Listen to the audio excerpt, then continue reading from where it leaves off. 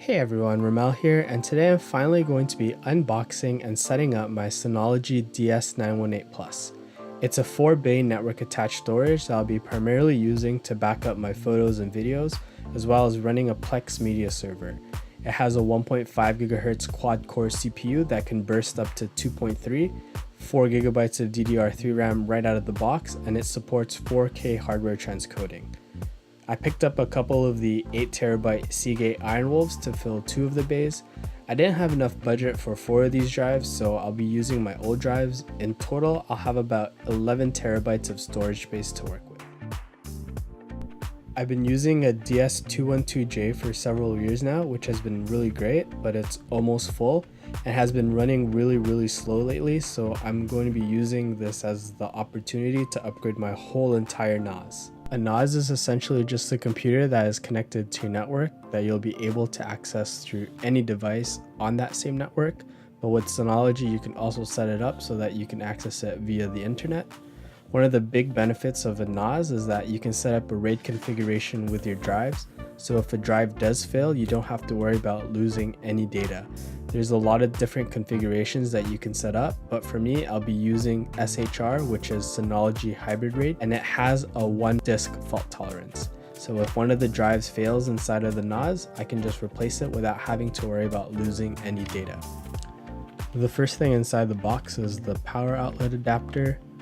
This is what you're going to use to plug into the power brick and then to the outlet. There's this box that has the accessories inside.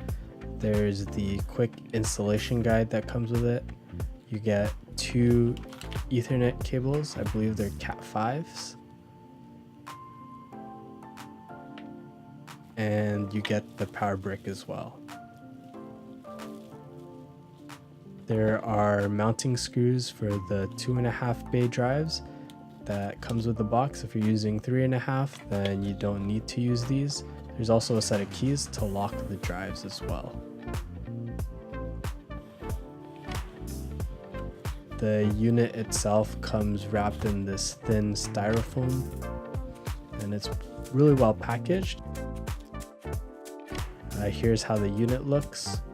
On the front, you have the 4 bays where you can mount either the 3.5 or 2.5 inch drives. You have the LED indicators on the right side, as well as a USB 3.0 and power on the front.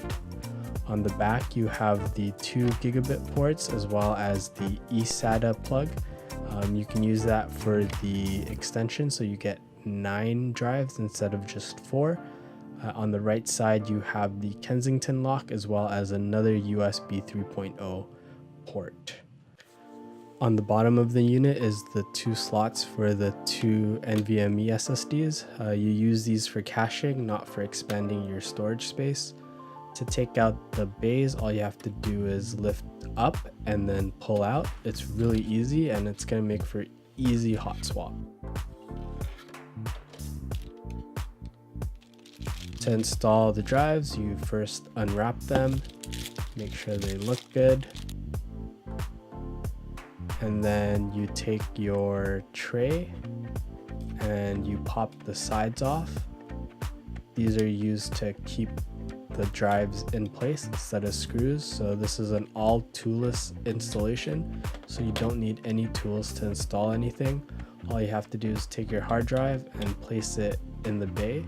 Make sure you align the holes for where those things go back in, and once they're in place, they shouldn't come loose.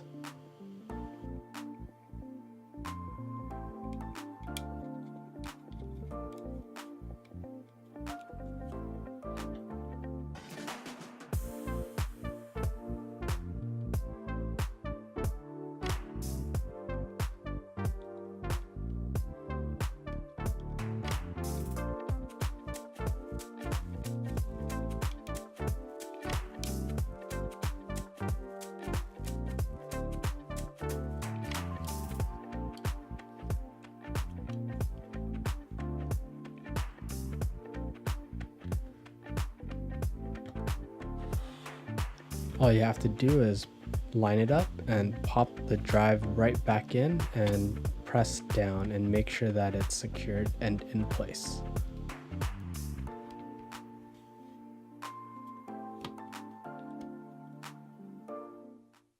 Anyways, that's it for this unboxing video. If you guys have any questions or comments about the DS918 Plus, feel free to leave them down below. I'm going to be doing more tutorials and videos on how to set up DSM as well as migrating from my DS212J to this unit. If you guys want to get notified when those are out, feel free to subscribe. I also have some programming videos I'm finally going to put out, so be on the lookout for those. I've been having issues with my audio, so I haven't really been filming myself lately. I've just been doing voiceovers. So I'm trying to figure out the best setup for that. I'm looking at lav mics now. Anyways, that's all for me. I'm out. Peace!